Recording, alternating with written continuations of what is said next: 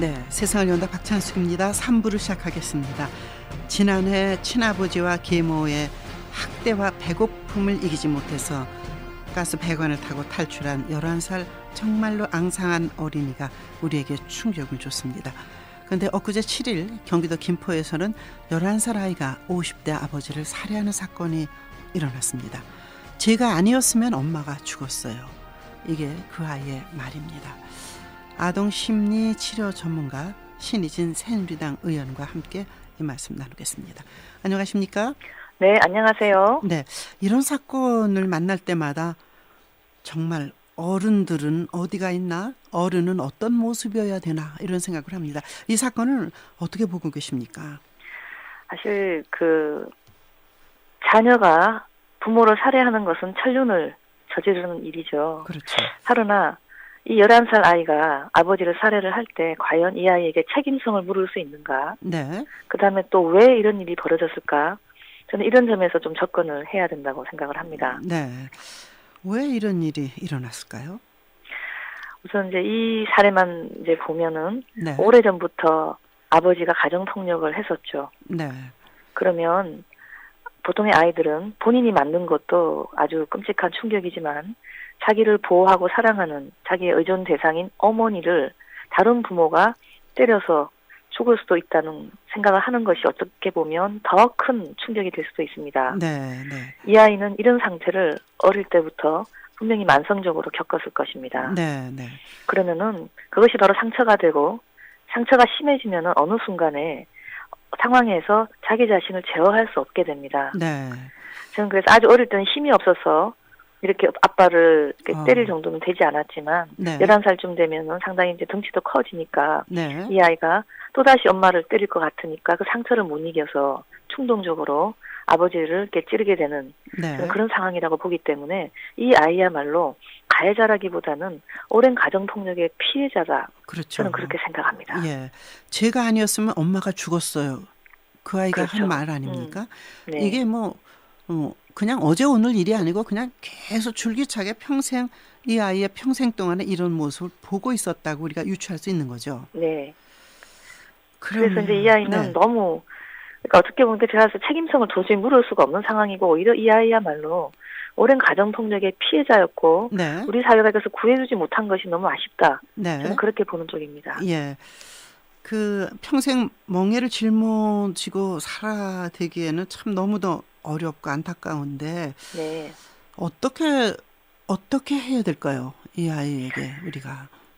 일단은 범법 행위죠. 그렇기 때문에 법적인 분명히 책임을 묻는 작업이 들어갈 건데 다행히 나이가 13세 이하일 때는 형사 미성년자라고 해서 네. 형법에서는 처벌이 제외됩니다. 네. 네. 대신에 소년원에 가거나 보호관찰, 교육 등을 받게 되기 때문에 네. 이런 식의 이제 처벌이 좀 될 것 같고요. 네. 하지만 이런 처벌로서 과연 이 아이가 그 엄청난 가정폭력의 상처가 없어질까? 네. 또 그 상처가 없어져야지만이 건강하고 건전한 어른으로 자랄 텐데 네. 그래서 이 아이를 또 하나의 건전한 성인으로 자라게 하기 위해서는 반드시 치료가 필요하고요. 네. 치료는 개인 아이의 치료도 중요하지만 이 가정 전체가 네. 아버지하고의 오랫동안 폭력으로 인해서 다 피폐됐을 것입니다. 네. 그래서 가정을 되살리는 치료와 함께 병행이 돼야 됩니다. 네. 근데 가정을 되살린다는 뜻은 지금 이제 아버지는 이미 죽었습니다.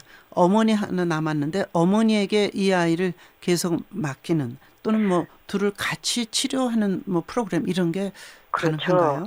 일단 이 어머니가 저는 제일 큰 지금 피해자일 것 같습니다. 왜냐하면 그렇죠. 얼마나 놀랄 일입니까 이게. 그래서 네. 이 어머니가 과연 저는 정상적인 상태인지 엄청 응급한 전 심리 지원이 필요할 것 같고요. 이분도 역시 오랜 기간에 가정폭력으로 인해서 분명히 우울하시거나 네. 하는 어려움이 있을 것입니다. 그래서 어머니를 우선 제대로 치료하고 도움을 주는 게 중요하고 또 다른 아이가 또 하나 있는 것 같아요. 네.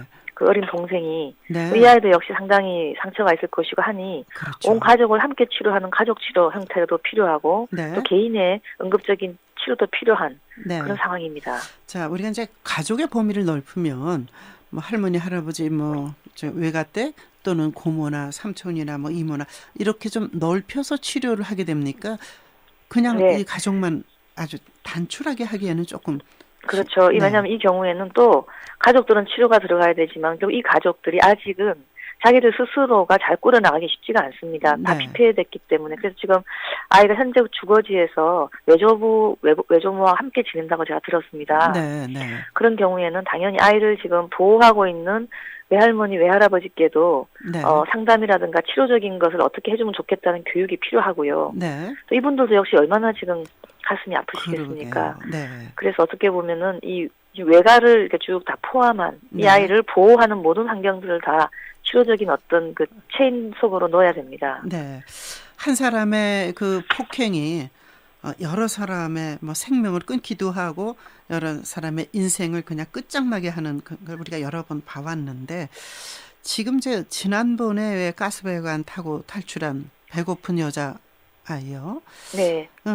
만나서 상담하시고 그러셨지 않습니까? 네네. 네, 어떻게 되고 있습니까? 근데 그 아이야말로 지금 상황에서는 구출됐다는 그런 안도감 때문에 네. 잘 지내는 것처럼 언뜻 보일 수가 있지만 제가 이제 평가를 한 잠시 평가지만 결과로는 아이가 오랫동안 학대를 당해서 네. 감정이 거의 자라지 않았었어요. 정서 발달이 거의 지금 거의 멈춰져 있었기 때문에 네. 이 아이가 조금 시간이 지나고 자기의 상처들을 떠올리기 시작을 하면 좀 굉장히 어려움이 올 거라고 생각을 했었습니다. 네, 네. 그래서 제가 급하게 이제 전문적인 치료가 필요한 곳으로 옮겨주고 네. 그 병원에서 현재 진료를 받고 있는데 네. 초기에는 이제 식사를 제한을 좀 해야 되니까 갑자기 살이 너무 찌면 안 되니까요. 네. 그런 과정에서 굉장히 어려움이 있었습니다. 네. 그래서 이 아이는 지금 현재 그런 치료적으로 자기를 좀 추스릴 수 있고 감정을 좀 이렇게 조절할 수 있는 상태 정도는 만들어 놔야지 네. 아이가 다른 어떤 그 가정 위탁을 받던 후견자와 함께 살든지 간에 네네. 좀 어느 정도 생활이 영위가 가능할 것으로 생각이 됐습니다. 예. 정말 너무나 마음이 아픈 사례였습니다. 예, 그 어린이의 경우 아버지를 처벌하길 원하냐니까 또렷하게 네라고 대답을 하지 않았습니까? 네. 그 공포가 얼마나 컸겠습니까? 네. 근데 이제 제가 그 사건을 보면서 할머니가 나서지 않았습니까? 친할머니가. 네. 친할머니에게 아이를 양육하라고 주는 게 옳은가 그런가. 왜냐하면 친할머니는 자기 아들이 지금 범죄자가 돼 있지 않습니까? 네네. 그래서 그 경우야말로 제3자나 전문가들이 할머니가 어떤 마음이신지 과연 아이를 기를 수 있는지 또 반대로 네. 아이의 입장에서 할머니한테 대한 어떤 정이 있는지 이런 것들이 중요한데 제가 사실 질문을 했었어요. 네. 그 아빠 엄마랑 그러면 안 살면 누구랑 살까라고 질문을 했더니 자기는 모르겠다. 나는 워낙 혼자 살아와서 혼자 잘 살 수 있다 이렇게 얘기를 해요. 네. 그래서 제가 딴 친척은 없니 그랬더니 할머니가 계시긴 한데 할머니가 잘해주긴 했는데 기억이 안 나요. 네. 이게 지금 그 아이의 답변이었습니다. 예.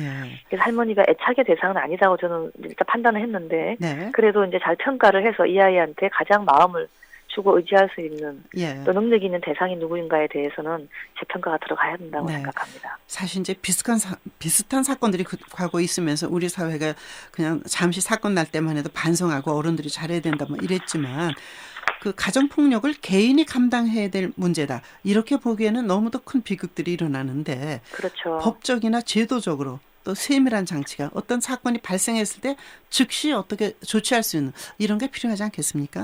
너무 맞는 말씀이시고 이게 제가 사실 이제 법을 다 뜯어보면서 보니까 지금 우리 사회가 아동 학대나 가정 폭력처럼 이런 끔찍한 일이 벌어졌을 때 이것을 제대로 빨리빨리 처리하고 치료해주는 그런 부분의 법적인 부분이 굉장히 취약했습니다. 네. 그래서 다시 한번 쭉 점검을 해서 빠른 시간 내에 법적인 제도 마련을 해야 되겠다. 그래서 이 약자들을 구해야겠다. 네. 그런 생각을 하고 요즘 열심히 그 부분을 정부하고 함께 노력을 하고 있습니다. 네.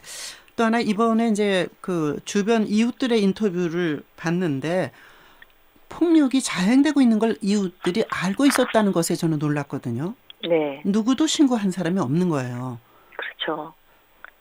그래서 저는 이거야말로 국민 홍보를 통해서 네. 알리긴 알려야 되는데 그래도 그 인천 어린이집 사건 같은 경우는 그 편의점 네. 주인이 아이를 그러게요. 살리신 거거든요. 그렇습니다. 저는 네. 그런 영웅들을 칭찬하면서 앞으로 우리 사회에서 이 약자들은 정부만이 할 수 있는 것이 아니다 지키는 것을 네. 우리가 모두 함께 지역사회가 나가야지만이 이 약자들을 구할 수 있다는 것을 끊임없이 우리가 교육도 하고 홍보도 해야 될 것 같습니다. 네.